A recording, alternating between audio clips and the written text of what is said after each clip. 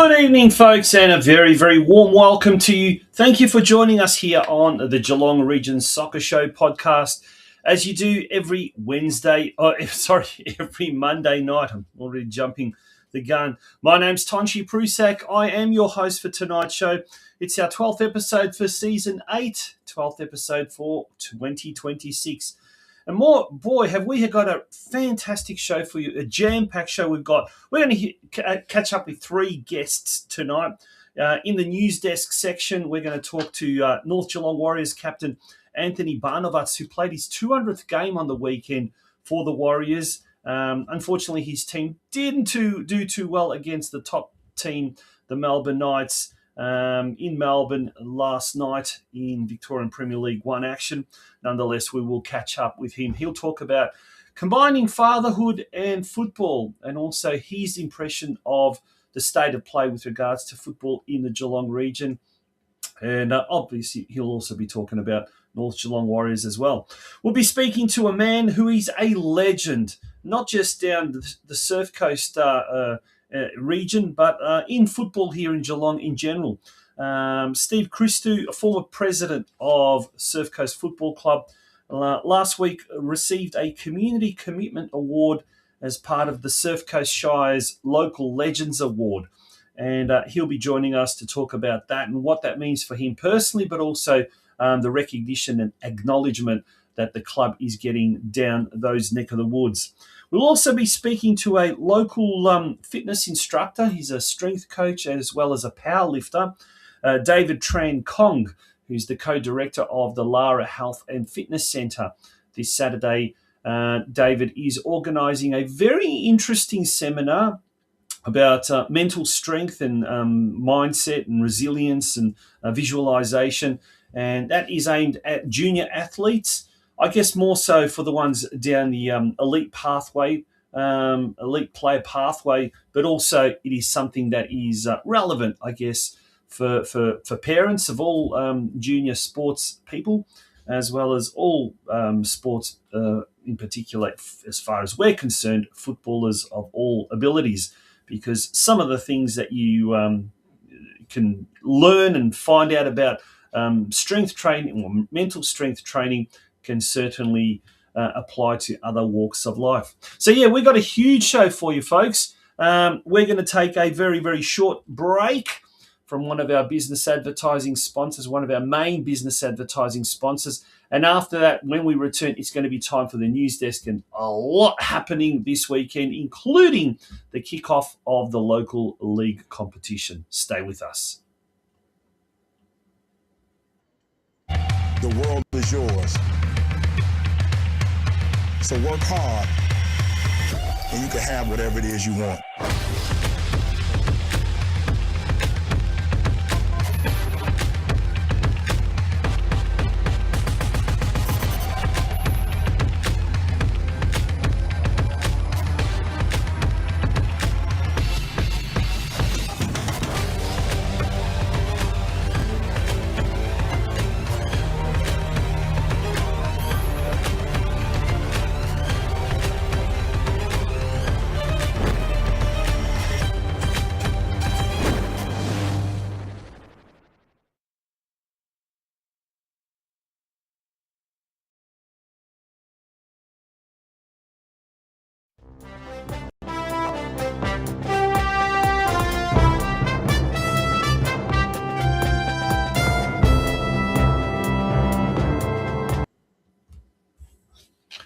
And welcome to the news desk. We're going to start off with the Geelong Galaxy on the weekend.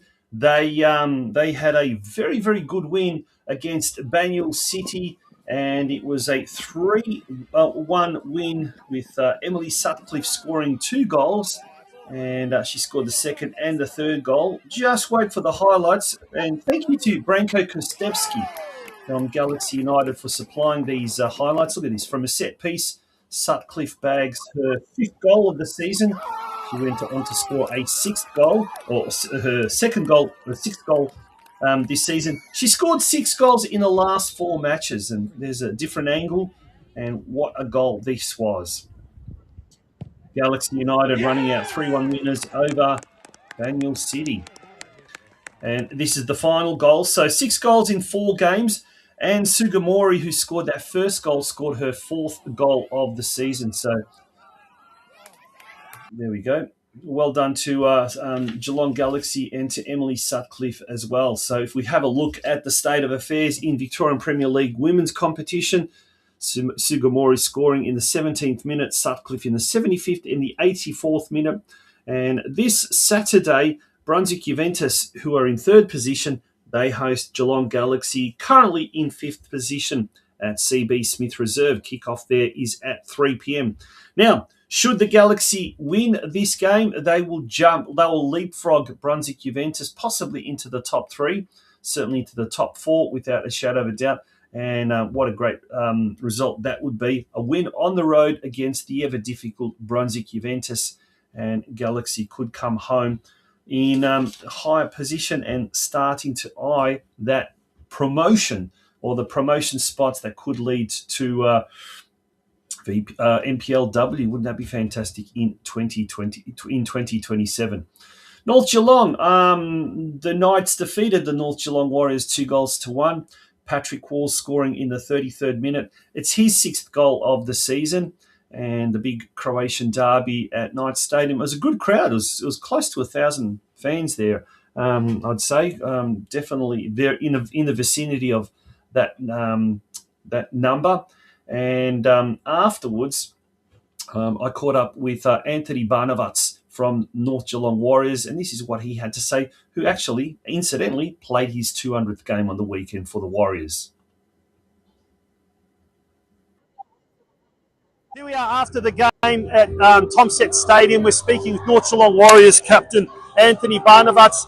2-1 result against the league leaders. Not the result you wanted, mate, but competitive right to the end.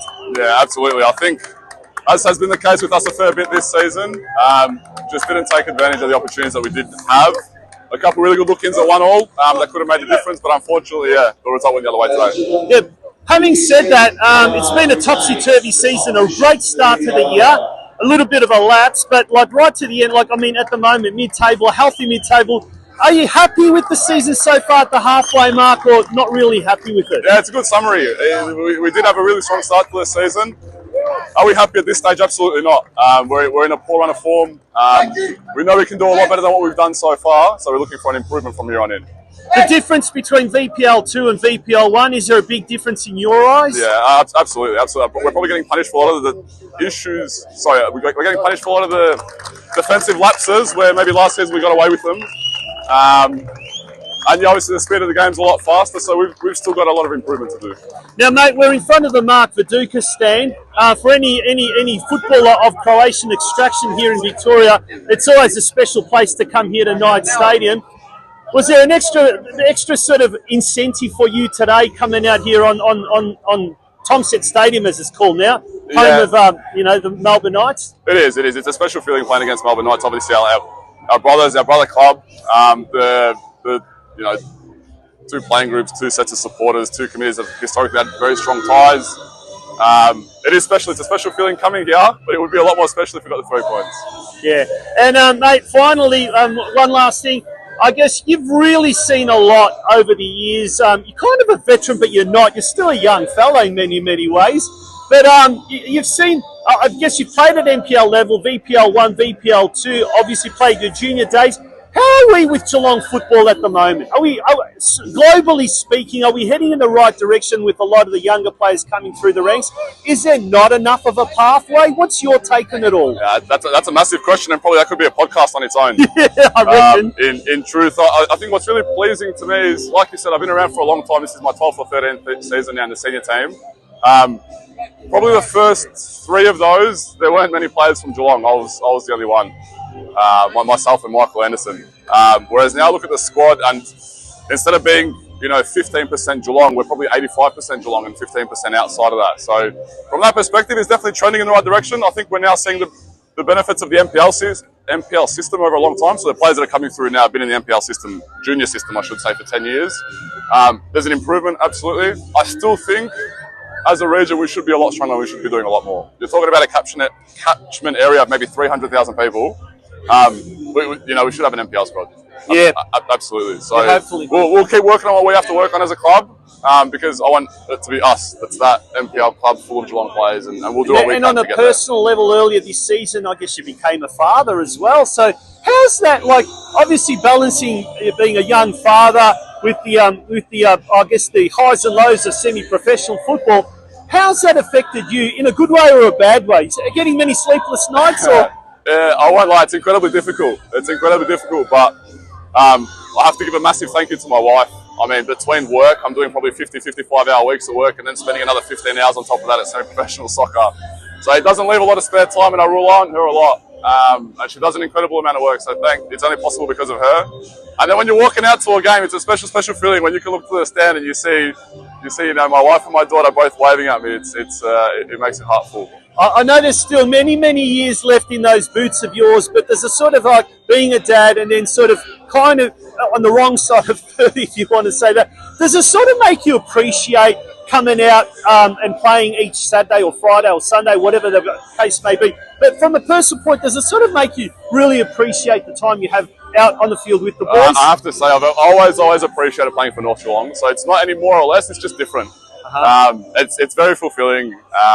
Are there many years left? Probably not. But for now, feeling good, playing well, always thinking I can play better as well. So we'll see where it goes. And where to now? Back onto the training track and preparing for next week's game? Yeah, absolutely. North Sunshine next week. We had a good result against them first time around. We had a good result against Melbourne Knights as well first time around. So it doesn't mean it'll be easy. We got to work hard, because very easily a promising ladder position where we were pushing for finals can all of a sudden end up, you're looking over your shoulder at the bottom 3 position. So we got a lot of work to do. Mate, you've taken time out of the post-match team talk in the dressing rooms to spend some time with us. Really, really appreciate it, Anthony. Good luck for the rest of the season. And that's Anthony Barnabas. Congratulations on 200 games there. Great milestone. A real gentleman and an articulate one at that. So all the best to him.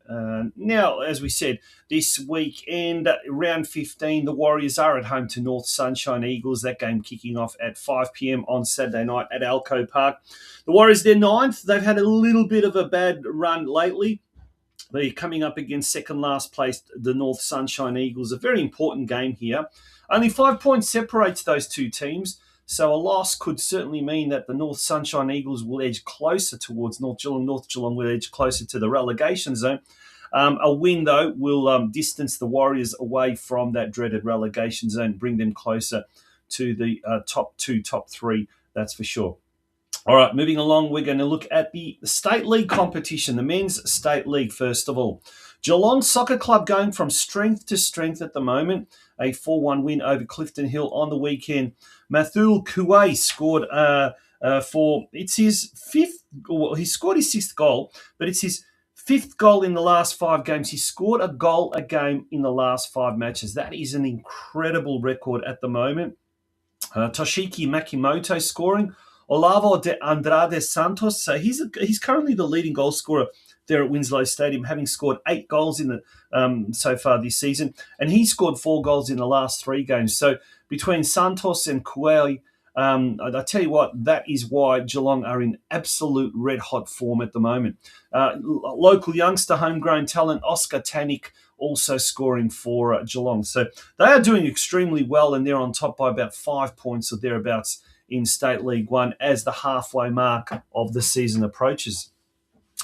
Now, in State League 2 Northwest, all the Geelong teams drew with their Melbourne counterparts. Kai Williams scored twice for Geelong Rangers as they drew with the Brimbank Stallions, 2-2. Jordan Savinsky scored his second goal of the season in a 1-1 draw with us for Surf Coast with Western Eagles.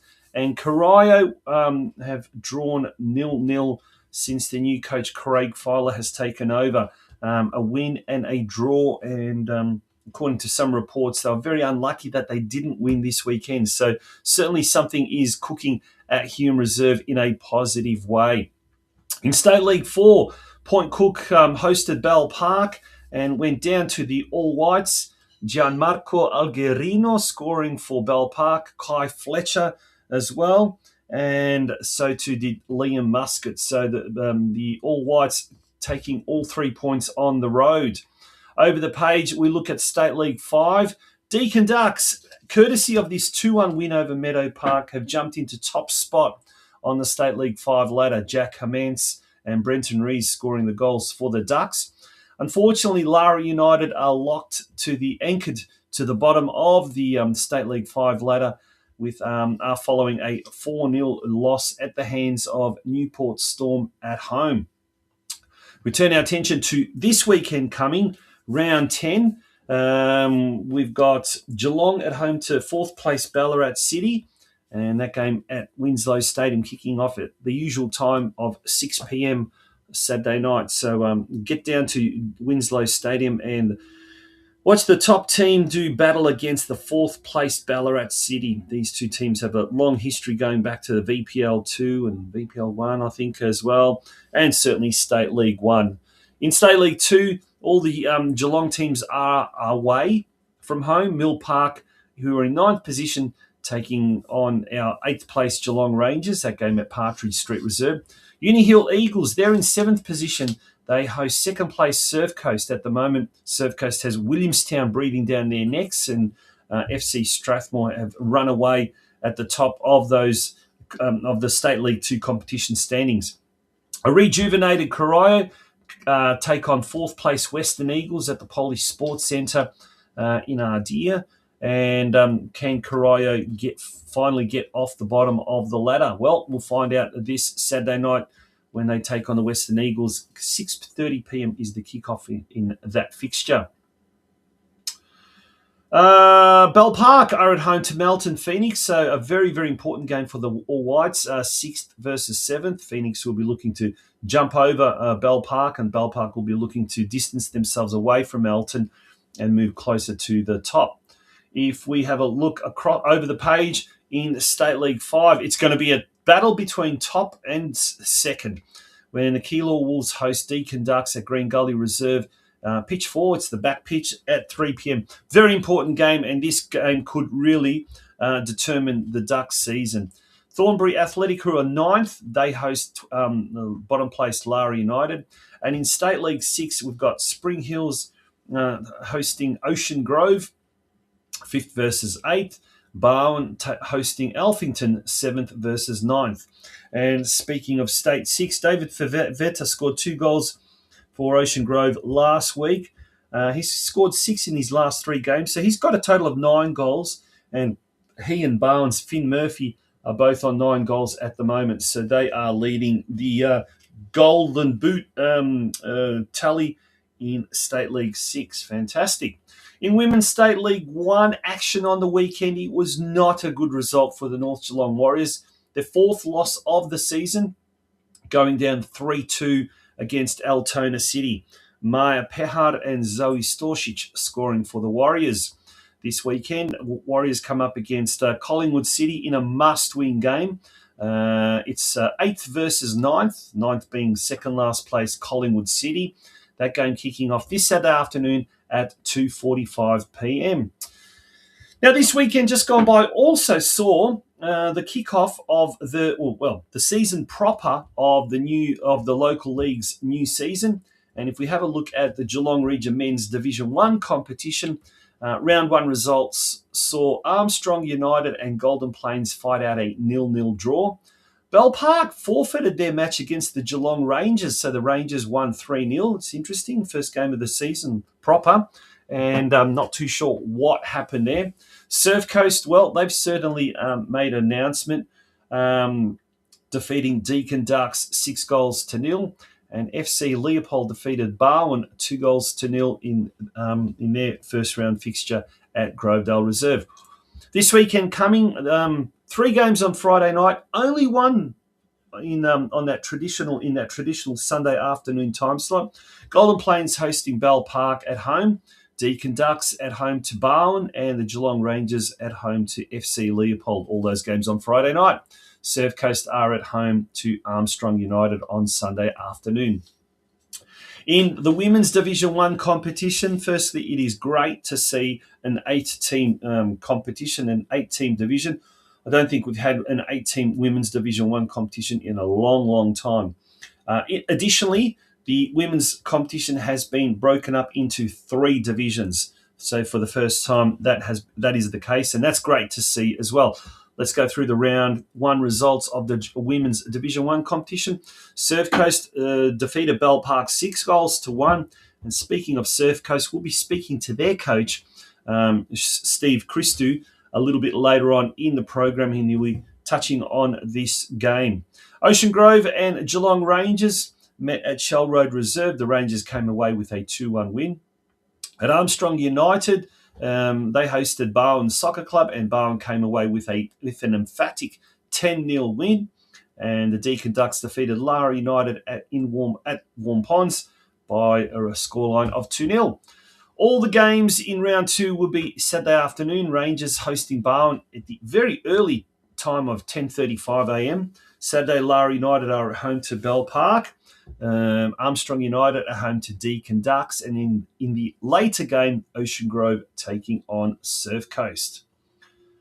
All right, folks, that brings us to the end of the news desk. We're going to take a little short break, and when we return, we'll be speaking with our first guest for tonight. Stay tuned for that.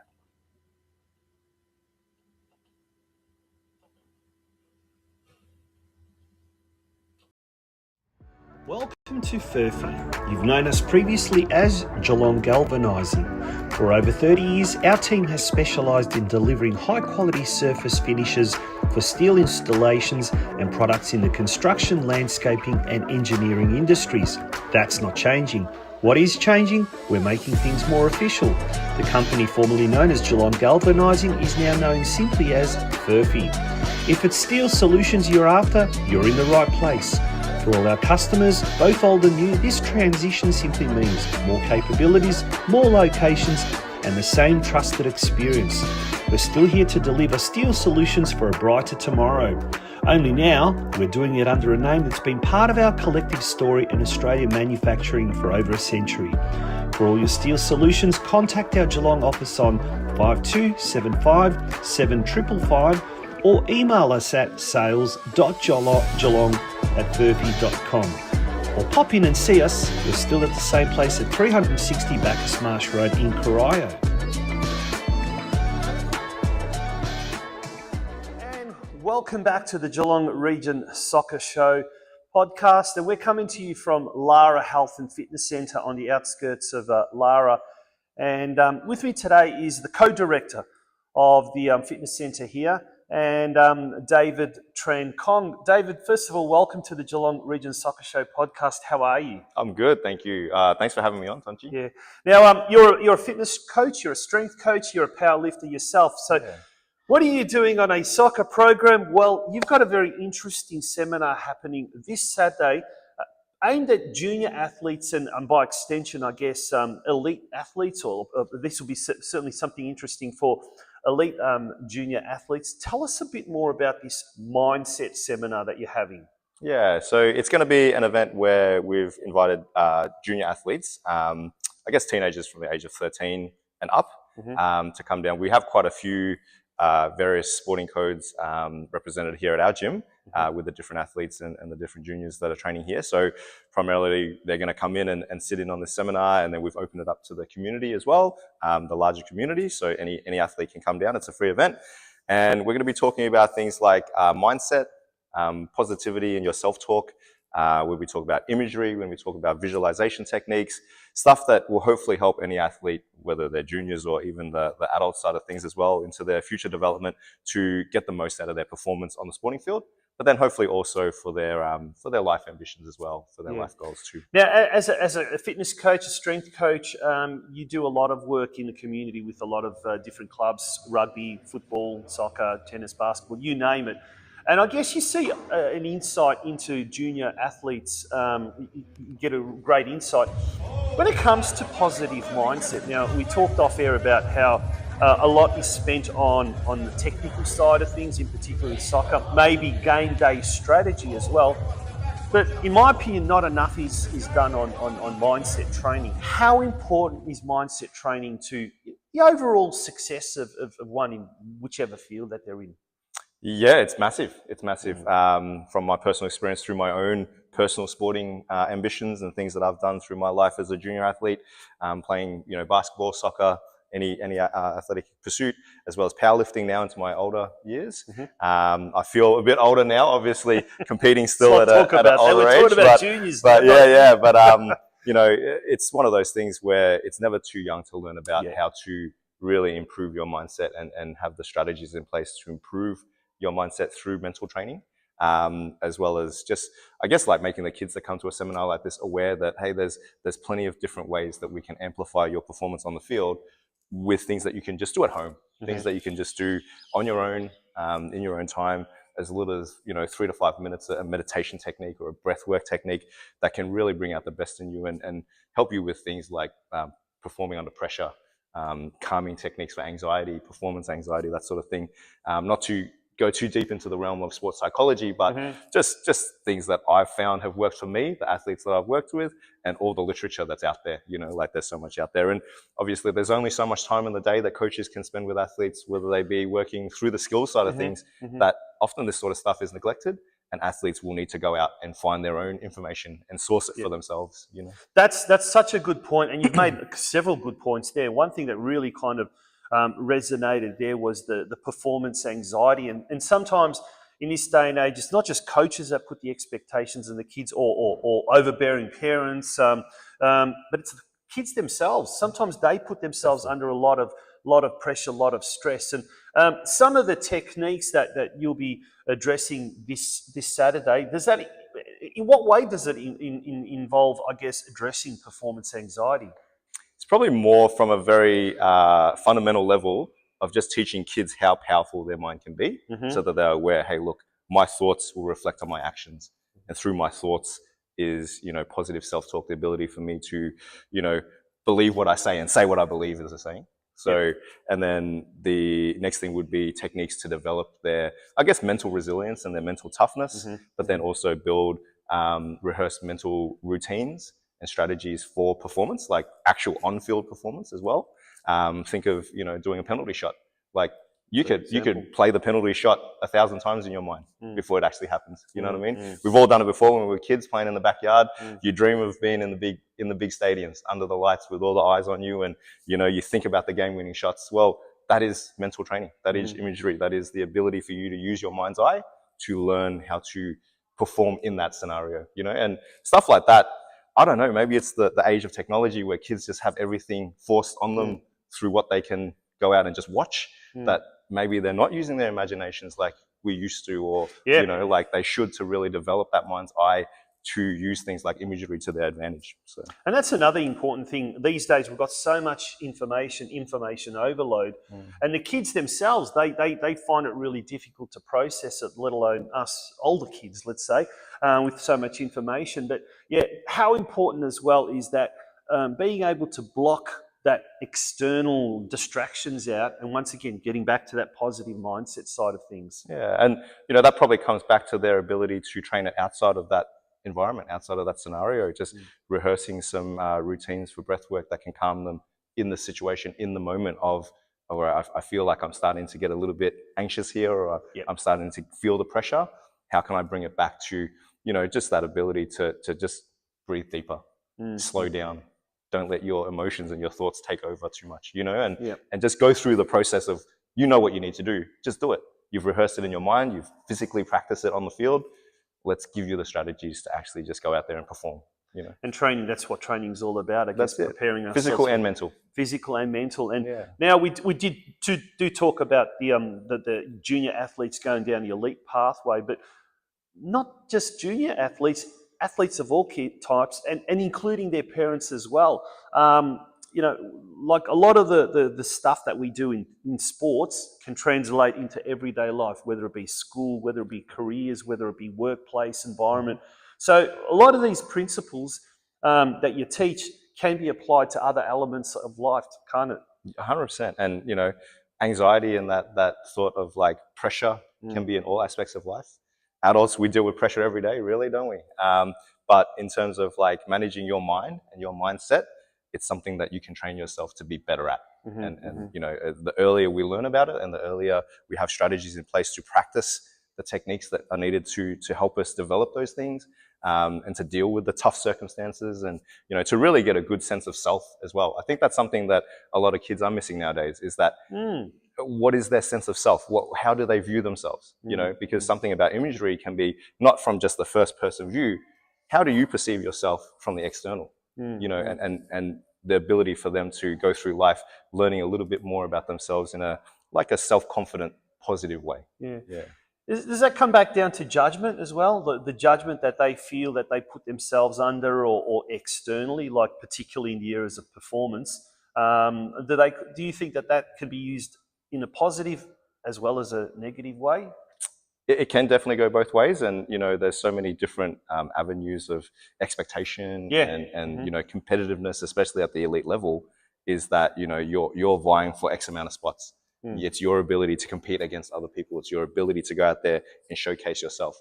Well, I think just like a test or an exam, the better your preparation and the better your ability to you know, bring your best self on the day that you need to present your best self. That's what is going to make the difference, isn't it? So you know, all the little tools, all those little 1% things, because you know, you take two kids of exactly the same physical ability, physical characteristics, played the same amount of years, have the same skill set. What is the denominator? It's mindset. It's their ability to believe in themselves. Now, as a powerlifter yourself, you said you've done some powerlifting, and I guess that's an individual sport, but you've also played in your younger days team sports, so you know the difference between individual sports and team sports. And is it, in your opinion, is there a difference in the way you approach those things, or are there a lot of similarities as well when it comes back down to sheer discipline, for example? I think there's a lot of similarities in the sense that you have to bring your best self. The best way for you to contribute in a team environment and to bring up the team is to firstly bring the best version of yourself to the team. That's a really good point. And if we can do stuff outside of our team sessions that makes us better, and your self-development, your self-progress through your athletic journey, then we can bring that to any scenario. So whether it be me getting under a heavy barbell or going in and playing in a team of 7 other people, you know, it really just comes down to the environment where I need to apply my skills. That's an interesting point, because we were talking off air about introverted kids, for example, who sometimes pull back and they don't want to be kind of in the limelight. The way you get those loud kids that are, you know, on the park and off the park. They're the ones that seem to dominate. But particularly those introverted kids, if they can work on their mindset side of things, they've got so much that they can offer both to themselves but also to the team environment. Yeah, 100%. I think it's, you know, just letting their skills and their ability shine when the time comes.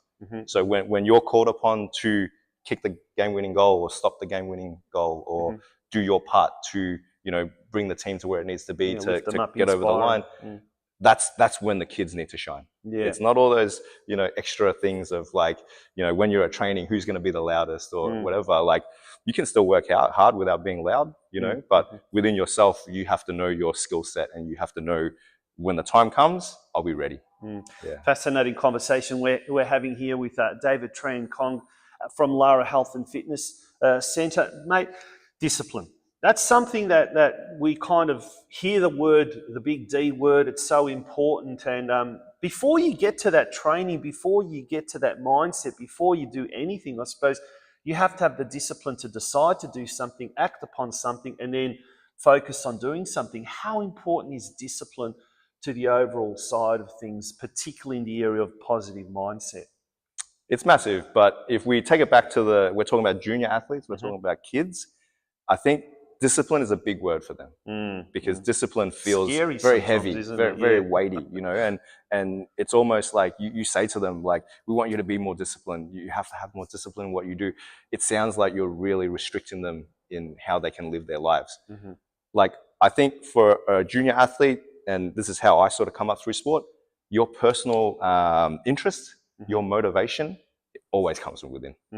You can't force discipline, and you can't force that on someone else, you know, and that ability for kids to develop that themselves through participating in many different sports to find the one that they like, through external factors of like, what are my friends doing? Or, you know, like, I remember I loved watching like 2000s NBA basketball, because those guys to me were like phenomenal athletes. And, you know, even before that with Michael Jordan and those guys, like you watch those people and you're like, I want to be like that. Bringing it back to soccer, Ronaldo, Pele even. My family grew up watching the World Cup. They would always put the World Cup on. We'd be up, you know, 3, 4 in the morning watching it wherever it was televised from. And, you know, the ability for me to watch those people and get interested in that sport myself pushed me to want to do it more. And then from there, the discipline side of it just it sort of should organically roll on. If you want to train discipline, it comes back to routines and habits. I think the biggest part of that is the ability for the child to go, well, what do I need to do on a day-to-day basis to keep getting better and to keep improving myself so that I can take that to my sport and take that to my team. Great conversation we're having here. We could talk on and on and on about this, but we're going to have to wind it up, unfortunately. This Saturday seminar, tell us a little bit more about it, where it's going to be, obviously, time, and how people can book a spot if there's still spots available. Yeah, so you can find us through our social media pages. We're on Instagram, Facebook. We've got a YouTube as well, but Lara Health and Fitness Centre, if you look us up online, we are located at 158 McClellan Avenue here in Lara. The seminar will be held in our facilities where we're sitting right now. You know, we're hoping to get 20 kids here. I've got probably about 4 spots left with all the kids that have RSVP'd. And then, you know, once they're here, it's basically the ability for us to bring, you know, some strategies to them that they can practice once they leave the seminar for, you know, visualization techniques and imagery techniques that they can use to try and help them with their sporting performance.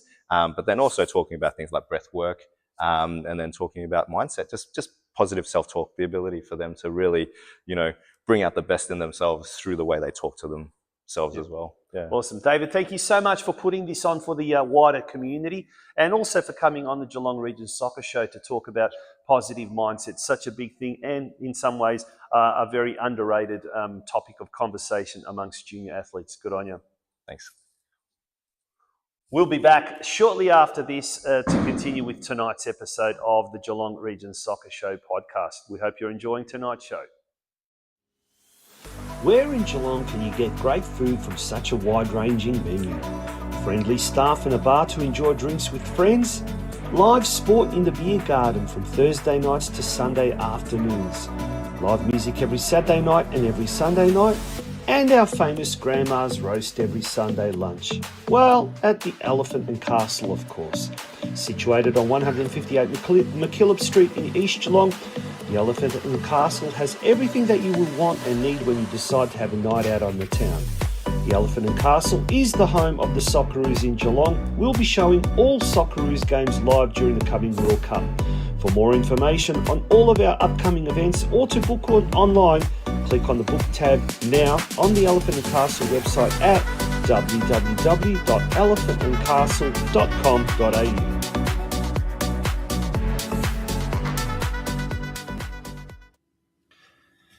And folks, it's time now for our next guest, and just a jam-packed show tonight indeed. And this man's been on our show several times before. It's always great to catch up with him. And I guess we don't celebrate enough of our acknowledgements and achievements in the football world, particularly when it's outside of the football community. And Surf Coast Shire last week announced the winners of 2 community awards. The Community Impact Award, which is won by Dan Blunt from Surf Coast Football Club, and our next guest, the winner of the Community Commitment Award, Steve Christou. It's an absolute pleasure to welcome Steve back to the Geelong Region Soccer Show. Steve, how are you? First of all, congratulations on your award. Yeah, thanks, Todd. It's pretty humbling, to be honest, and bit of a surprise. Not something you obviously expect, and nice to get an acknowledgement for all your efforts that you do put in. Yeah, how did it come about, mate? Did someone nominate you, or someone from the club nominate you, or outside of the club? How did it all come about? Yeah, Brett King. I'll dub him in. Brett King nominated myself and Dan. He's very good at that and works closely with people that do make the effort to make this club tick. Yeah. Now, that's one of the things, a lot of these community awards, civic awards, only happen when people nominate someone.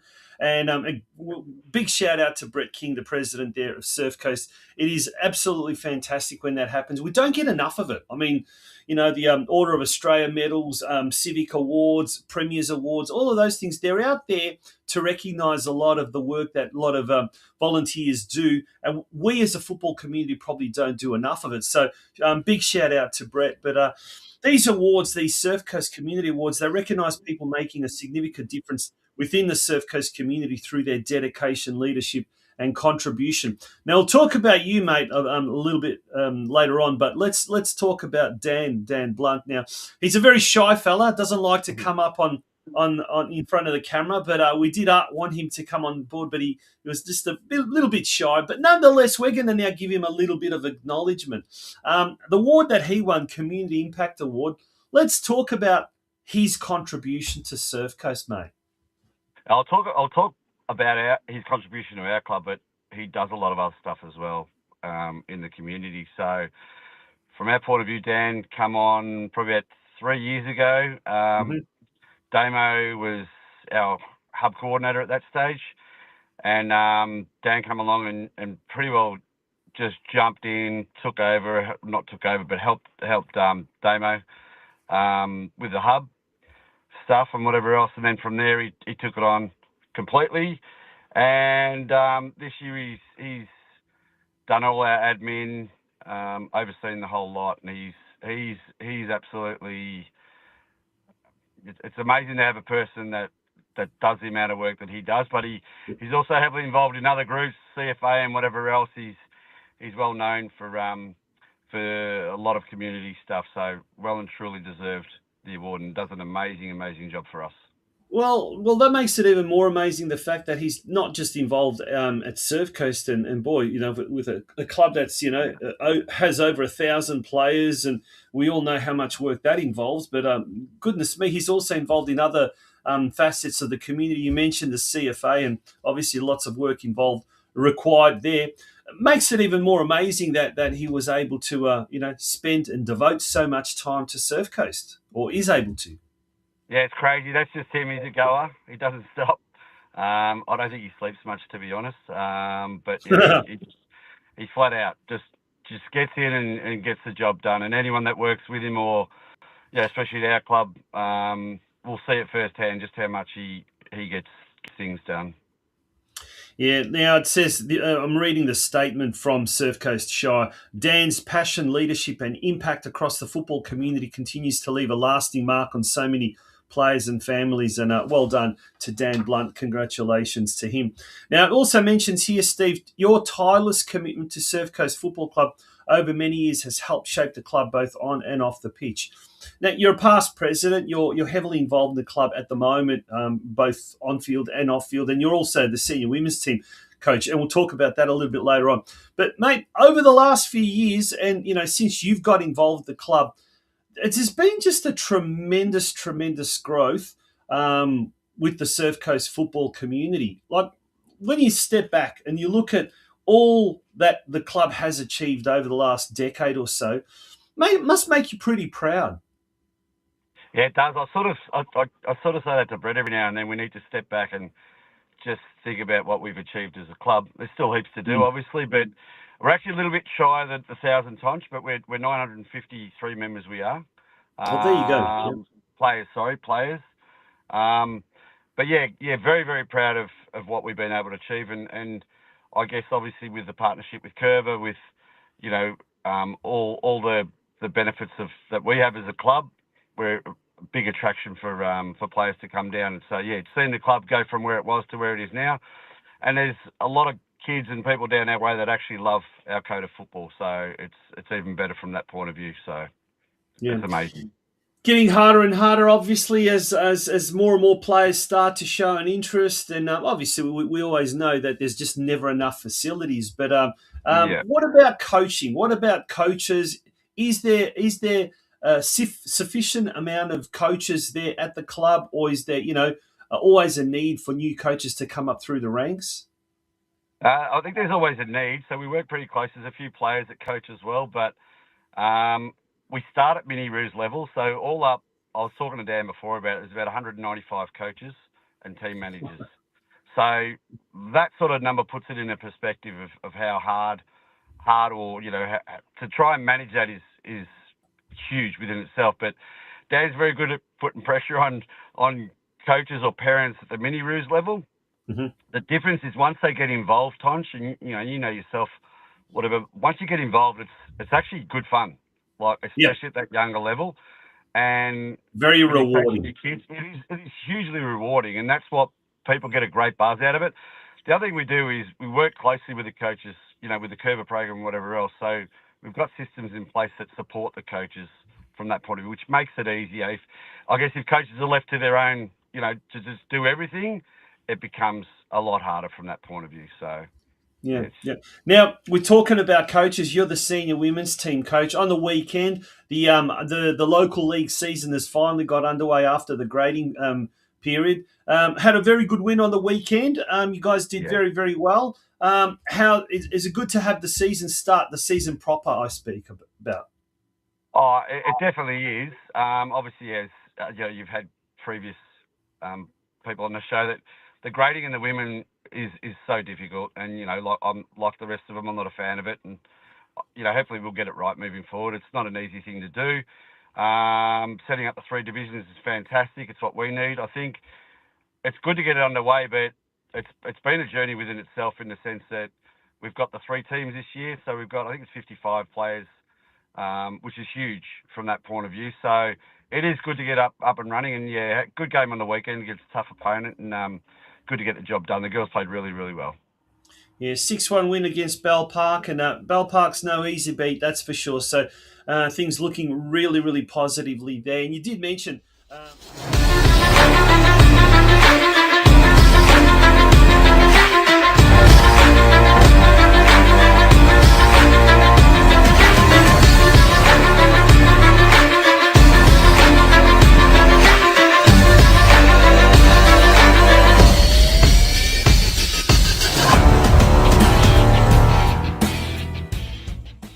Now you mentioned the 3 divisions in the local women's league competition, and I guess Football Victoria has been criticised quite a fair bit in the past, particularly with regards to the gradings processes.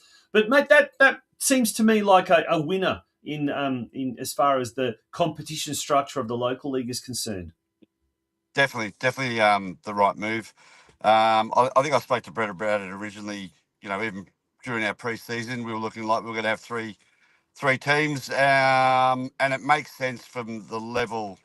The difference between the levels is huge. Yep. And it's incentive to keep the girls playing if they're playing at a level that they're at as well. So it's a great move from that point of view. And I guess Division 1 being of 8 teams, I think that for the first time, as far as the women's is concerned, it's an 8-team division. At least it's a proper competition. Everyone plays each other twice. There's 14 rounds, I guess. And yes, there are going to be teams that are going to be top 4 material. It may be different from the rest, but at least there's going to be quite a few teams that are going to be competitive, at least at that lower end of the competition as well. But it's a proper bona fide league structure now, isn't it? Yeah, definitely. And I know we spoke about it last year, Tom. The Geelong team is getting better and better. If I think about Division 1 4 or 5 years ago, we're at a much better standard with the younger girls coming through and whatever else. So, it's great to have that, and hopefully that continues from that point of view. Yeah, and the blokes as well, like the men's team, they had a 6-0 win over Deakin Duck. So I guess that explains just how much of a depth there is at Surf Coast at the moment, that even the community team in the men's competition is doing very well. Yeah, it's good. Credit to the guys that actually run it as well. It's well run. There's a few of the boys that do that. Glennie, Simon, but they've also got 3 sort of separate coordinators or players that coordinate each team as well, or not 3. There's 3 by 2, so 6 of them or whatever. So they run it really well, and it's a credit to them. So it's awesome from that point of view. Yeah. Brilliant. And we can't avoid talking about the senior men's team at the moment. Doing very well. Yeah. Currently second in State League 2. If they continue doing what they're doing at the moment, well, it could be 3 promotions in 3 years and State 1 football next year. But we're not going to get ahead of ourselves, but mate, that's been a meteoric rise, hasn't it, in the last few years? Yeah, it has, and that's obviously credit to a lot of things that have gone on. Within the playing group, obviously, previous coaches. Robbie and Tommy are a huge part of that. Robbie Panetta and Tom Lehman, coordinators. So it's a big group effort and whatever else. So it's just great, and the boys really are a really good bunch of guys that are doing well, really well. So it's great to see. It's great to see. Fantastic. Well done to everyone there at Surf Coast Football Club. But to you and Dan, once again, congratulations on your awards. Was there an award ceremony, or was any pomp and ceremony made from the event? It was actually a really, really nice ceremony. Beautiful ceremony they had at the Shire offices. So it was great to be part of. And if I can, just before we finish off, Tonch, just want to recognise, obviously, the other volunteers that are heavily involved in not just our club but other clubs. But we've got a great committee. Everyone's driving the same direction with what we're trying to do as a club, and it's fantastic. There's obviously we mentioned the coaches, team managers, coordinators. I just mentioned there's a number of coordinators that do that, and people like Richard Dunn. You don't forget about Richie, who's doing the lines every week. So huge shout out to all volunteers as far as what they do, and especially for our volunteers that help at our club. Yeah, absolutely. On that note, thank you very much once again, Steve, for joining us on the Geelong Region Soccer Show podcast. Thanks. And folks, we will be back after this very, very short break. Absolute jam-packed show tonight. We hope you are enjoying tonight's episode. We'll be back very, very shortly after this short break. The world is yours. So work hard, and you can have whatever it is you want.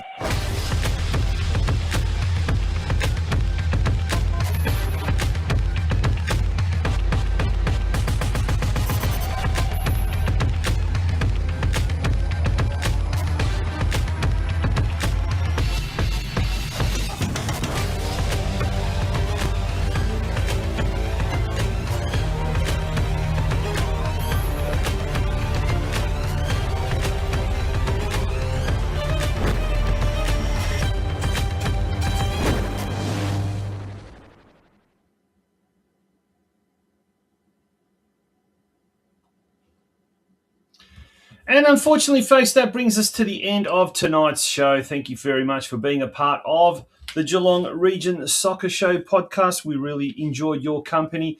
Episode 12. Well, we're hoping to get to episode 25 this year. We're at the halfway mark practically. We've got funding at the moment for about another 5 to 6 shows that will take us through to episode 18. We need your help. We do need your help. We are asking you all, if you've got a small business, or if you've got know someone who has got a small business, or your club is interested in sponsoring or advertising on our show, to get in touch with us. And as individuals, you can also do a big thing by becoming a member, and it only costs $5 per month. That's pocket money.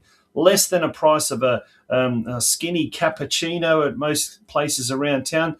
And there it is at the bottom of the screen, how you can become a member and basically donate each month $5 to ensure that we can see out the season. I know times are tough, but there it is, www.patreon.com/Geelong Region Soccer Show. If you head on to there and become a member, you're making a big, big contribution for just a small price. That, like I said, that brings us to the end of this week's program. We hope we're going to have your company again next Monday night at 8 p.m. for episode 13 of our 8th season. Until then, good night. Bye-bye.